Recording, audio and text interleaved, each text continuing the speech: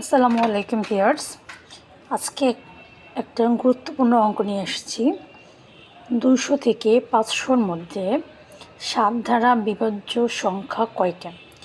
এটা প্রাথমিক সরকারি শিক্ষক নিয়োগ পরীক্ষা 2020-এ আসছে। এছাড়াও অনেক গুরুত্বপূর্ণ পরীক্ষায় অঙ্কটি বারবার এসেছে। আমরা কীভাবে এটা খুব শর্টে সমাধান করতে পারি? আচ্ছা, আগে আমরা যদি বলা হয় ধরেন 7 থেকে 20-এর ভিতরে কটা সংখ্যা 7 দ্বারা বিভাজ্য, 20-এর ভিতরে কটা সংখ্যা 7 দ্বারা বিভাজ্য, তাহলে আমরা খুব তাড়াতাড়ি নির্ণয় করতে পারবো। কিন্তু যদি বড় সংখ্যা থাকে সেই ক্ষেত্রে আমাদের সমস্যা হয়। এটা কীভাবে সমাধান করব? প্রথমে আমরা 7 দিয়ে ভাগ করব। ভাগ করলে কত আসে? 7 7 49, 7 7 49 থাকে কত?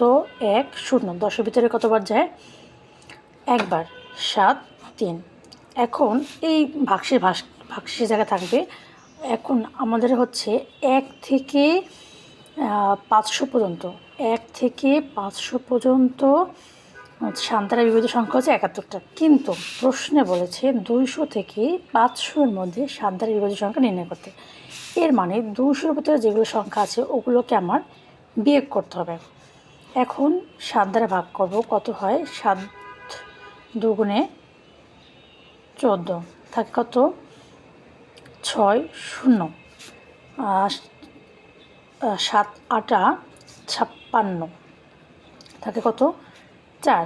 এখন এই জায়গায় আছে 71, এই জায়গায় আছে 28। এই 71 থেকে এই 28 সংখ্যাটা আমি বিয়োগ করব। 28 কত হলে 11 হবে?